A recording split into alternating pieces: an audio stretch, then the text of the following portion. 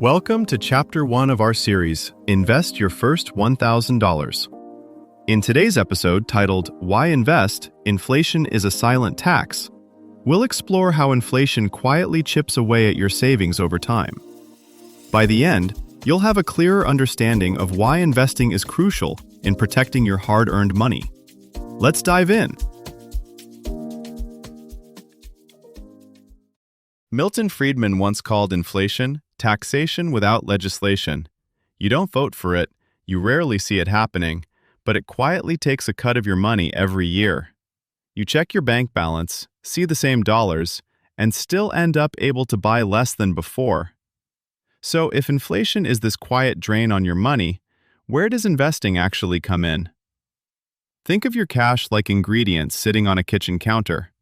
Left alone, they don't spoil overnight, but they also don't turn into a meal, and over time, some go stale.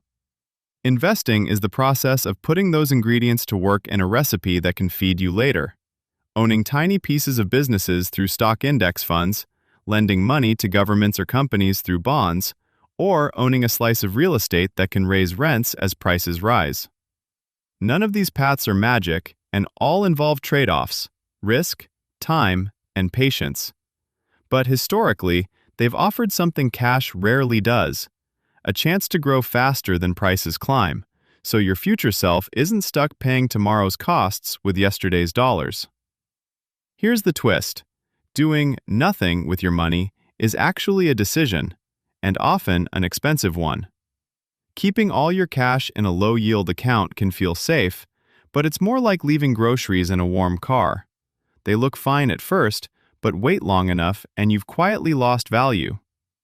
Meanwhile, people who consistently put small amounts into assets that respond to rising prices slowly widen the gap between what their money can do and what yours can.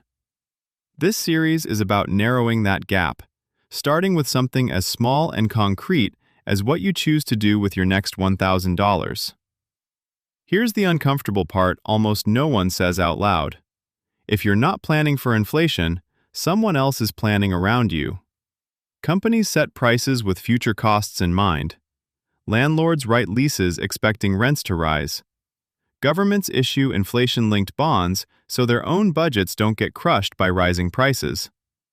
Meanwhile, most individuals just see a bigger number on a receipt and shrug.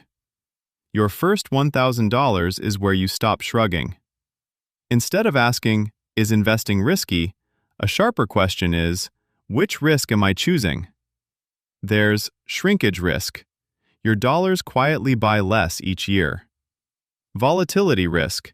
The value of investments bouncing up and down. Behavior risk. Bailing out at the worst possible time. You can't opt out of risk. You can only pick your flavor and your time horizon. Run this thought experiment. Think about someone you know who keeps a good chunk of cash in a regular savings account. Now imagine prices rise 3% a year for 20 years. Their account statement looks steady, but the life behind those numbers, travel, rent, food, kids' activities, keeps getting pricier. They may never feel a single dramatic inflation event, but gradually, choices disappear. Contrast that with someone who regularly pushes extra cash into assets that tend to adjust with prices: broad stock funds that can raise revenues, properties where rents can reset, bonds whose payouts move with inflation. They still feel the sting of higher prices, but they're playing on a moving walkway that, over long stretches, tends to run faster than the price increases. Think of it like long-term health. You don't notice the benefit of today's 20-minute walk tomorrow morning. You notice it 10 or 20 years from now, when friends your age start getting winded on stairs and you don't. Small, repeated decisions either compound for you or against you. This is why just leaving it in cash hits lower balance savers hardest. If half of all deposit accounts hold under $5,000, that's a huge group with the least slack and the most to lose from every unnoticed price bump.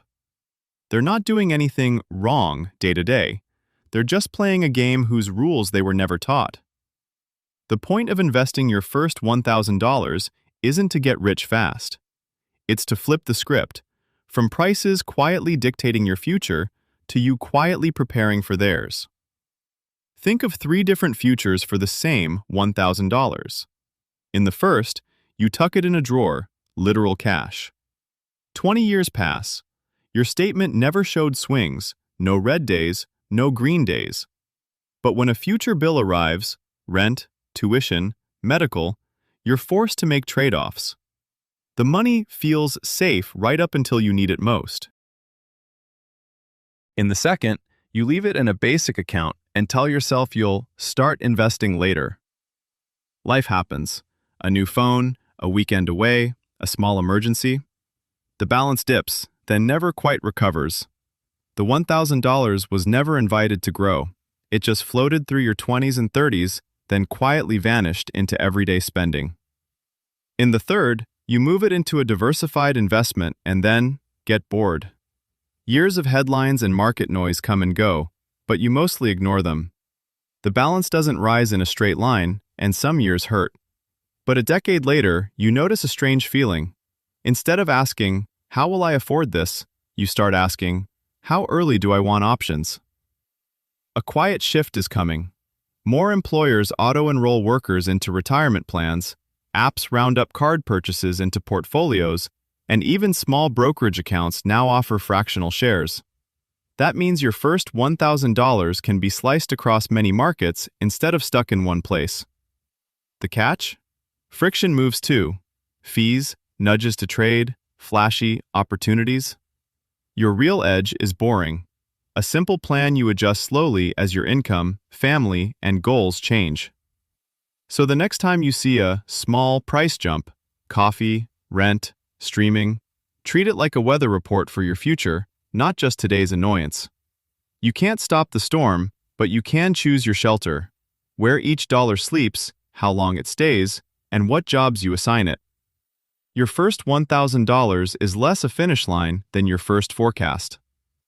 To go deeper, here are 3 next steps. 1. Open a free account with a low-cost brokerage like Vanguard, Fidelity, or Schwab and compare the 10-year returns and expense ratios of an S&P 500 index fund, for example, VOO or FXAIX, versus your current savings account interest rate to see inflation's impact in real numbers. 2. Use an inflation calculator, like the U.S. Bureau of Labor Statistics CPI inflation calculator, to plug in your current monthly expenses and see what they're projected to cost in 10, 20, and 30 years. Then screenshot or save those numbers as your Why Invest reminder. 3.